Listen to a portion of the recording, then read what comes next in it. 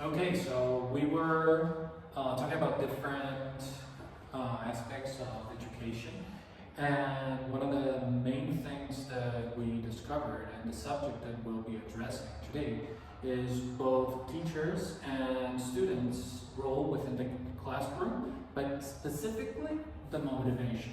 Yeah. So, like, to get an idea of what motivation is, I'm gonna go with the meaning of motivation. So it's what makes a person act and behave in a certain way towards the situations and get to do the things with vigor. yeah, like towards that, like channelizing their energy. Yeah. Well, yeah, I think that's really important, especially because I was reading a paper here that said that teachers were, if you look at all the workforce, teachers are the ones with less motivation within their work. So that might be a huge problem and a huge part of why we have education problems. So another paper that I read that was really, really interesting by Yuan Gong, he says that we should change a little bit the setting in which we teach and learn. That it should be something interesting, something that you can look forward to, instead of like just an obligation that we have, right? So what he would suggest was to change the dynamics to, for instance, play games. So you play games during the English class, but games that some of them have vocabulary or have, you know, whatever it is that you need to learn at that precise moment. And so the dynamic within the classroom turns into something positive, something that the students will associate, you know, learning English with having fun, enjoying. You know, it's not that, I can English again, but rather, you know, having a positive attitude and, well, that pretty much sums it up. Because imagine having a class with somebody, with a teacher that is like, okay, we're gonna learn about. It's kind of boring. Have you ever had one of those classes? Not really, not really. I have, but really you don't learn anything because You get bored. Teacher is not interested in what they are teaching. How I'm gonna be interested in if I don't know the person? Exactly. You wanted to say something about Yeah, talking about these problems with motivation, I read a paper recently that talks about this study that someone made animals inside of the classroom and how they benefit the whole environment of the kids, because the study was about kids. They work with this dog that names Tasca. and her trainer, right? Yeah, and her trainer. And it was kind of funny because when the study started, the kids were like super focused on everything, and they They were all over the place. yeah, all over the place, like jumping everywhere. And when the dog came in, and the trainer tell her to stand still, the kids do the exact same. They start to copy her, and they started to get motivated by the way the dog was around. And I think it's kind of fun, like how the dog affect the environment to the kids to get more like calm and focused and motivated to learn. And they even wanted to play with her, like pet her, and they get I mean, imagine they would put a dog, like for us, it would be really fun, we would enjoy it. And also, like, if the dog is sitting down paying attention I was gonna to say. the teacher, we would all do the same. It's like, okay, she's doing it, we gotta do it. Yeah, totally. Well, that's related to Harper's text, the chapter 3, in which they talk about motivation, sources of motivation. They talk about the society we live in and how that influences whether learners want to learn a language or whether they do not. Because the culture, the political environment, all of the environment that surrounds a learner will influence whether they want to or not. Whether it's because of the stereotype, because of the judgment of a language, or whatever. Well, I had to read this book of Paulo Freire, Pedagogy of the Oppressed, and he has this method in which he includes all of the conditions of the environment, whether it's political, economics, and well, obviously because of a certain context that he had. But we still have a context, you know, Yeah. that has to be addressed. Yeah, so he would use that and he would make all the students talk, and from that time he would teach. Like, if you told me, I don't know, you're seeing flowers, then he would be like, oh, flowers, and how we will write flowers. And I think it's really interesting because it's making the knowledge Yeah, to, the be environment, related, yeah. to be related to what you're doing in your day-to-day life, daily life.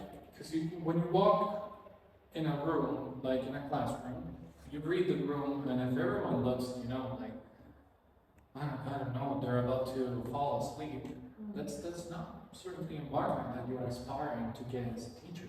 So, like, motivation there is key, but how does the teacher motivate students that have lost part of the motivation of learning? Here it's a little bit like Pavlov. I don't know if you remember the experiment of Pavlov with the dog and the bell. However, so classic conditioning. So if we manage to make all the learning or a big chunk of the learning activities rewardful, we'll have we have our own reward system in our brains, you know. And if we can try to make learning a high priority for a reward system, I think we can teach a lot more and we can learn a lot more. About the Harmer's book, I also read that something really important is the emotional atmosphere that you create in the classroom, and also how the environment is. Because if you are in a classroom like it has nothing and you are a child, you want to feel like motivated and something that makes you feel more focused on the class. So I don't know. It gives examples. For example, you could motivate the kids to, I don't know, do drawings of something related to the content, and you can put it on the wall. So they feel like into the class, like they are participating on that. And also something else is like putting music. So you can ask them to pick one of their favorite songs and make a playlist with the songs they chose.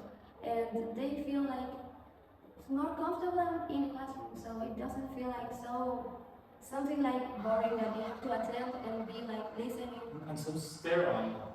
Sometimes feels like it's really sterile and like militarized. Like, Yeah. you know, like they just give you the orders and you say sir, yes sir, instead of trying to share each other's reality, you know, what we feel, what we live. Yeah, because it happens to me like in the mornings when I get to the classroom and everybody is like sitting there with the headphones and like in the cell phone. I don't get motivated to be there, and I get bored easily and I get sleepy also. And then I don't think that's a good environment for someone to learn. Yeah, because you get there and everyone's like, you know, with their energies down. Sometimes I came here with like music really energetic, and I get to the classroom and everybody's like, I'm always like, no, you're not. Oh, you know, it happened to me that I came to the classroom and I was listening to Beyonce. So I was really motivated. And I got to the classroom and there was only two people, and the only two people that were there, I know them, so I was like, well, I never understand it. And it was, I don't know, I enjoyed that so much, and then it helped me with paying attention to the class, and it was really great. Like, I didn't expect that, but it makes sense. It makes a lot of sense. Like, if you go with a good motivation, Disposition. energy, you will pay more attention, will be more, you will be willing to learn and communicate and pay attention and socialize and participate. And English can be something that helps you a lot in life, or it can be, you know, a really big pain. So There is no point in between. that's the idea. The idea is that you grab the ones that think that this is just going to be a pain, and you know, try to give them a little bit of motivation. Try to get them to enjoy activities. You know, like for instance, okay, I don't know, we're gonna play Amigo Secreto or something like that, and you start the dynamic in English, or you're gonna play whatever, like cops and robbers, and you can get that working, you know? Yeah, but that's why we all have to try to be open-minded about the class, because sometimes the teacher is trying to do something like new in the class, but students aren't always be like the teacher, the classmates, and yourself paying attention to that and trying to do your best to be like focused and try to make it more not so boring. Try to motivate the others, like what you said. To Try make to it meaningful. and do even funny things, but that your classmates will remember that, and that can help someone else to remember a part of a class. If you said a joke about it, I don't know, you don't have to be like always so militarized. Yeah. Yeah, so you can find different ways and funny ways. You made a perfect conclusion. Yes. Well, thank you so much for listening, and hope you give us a good grade. You better.